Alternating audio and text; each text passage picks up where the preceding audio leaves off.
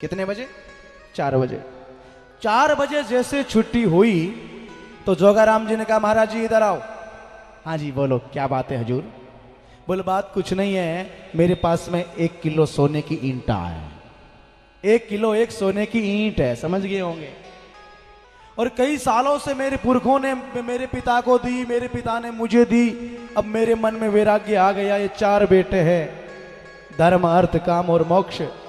इन चारों बेटों को मैं क्यों दूं?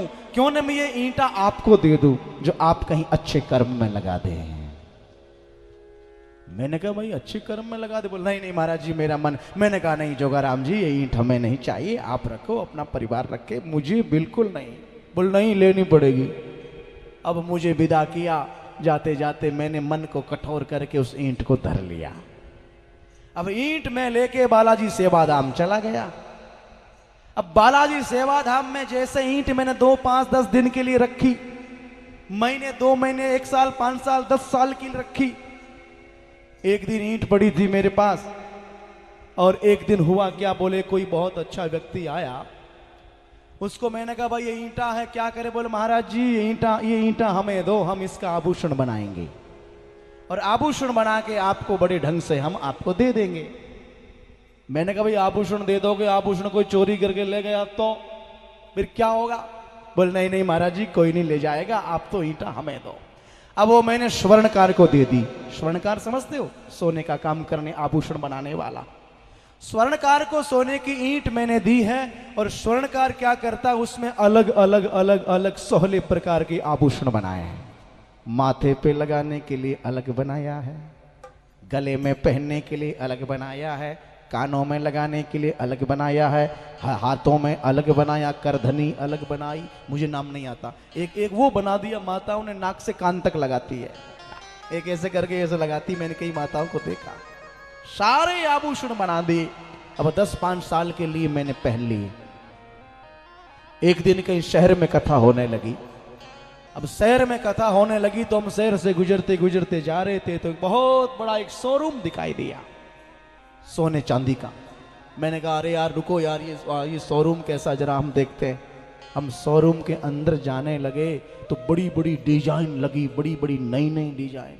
मैंने कहा बाप रे, हम इतना पुराना पहन रहे हैं, ये तो आजकल बहुत नई डिजाइन आ गई है, पुराना हो गया। हम आए आश्रम में और आश्रम में आने के बाद सारे आभूषणों को उतार लिया। उतारने के बाद हमारे श्री बालाजी में एक बनती थी ऊंखली। ऊंखली समझते हो?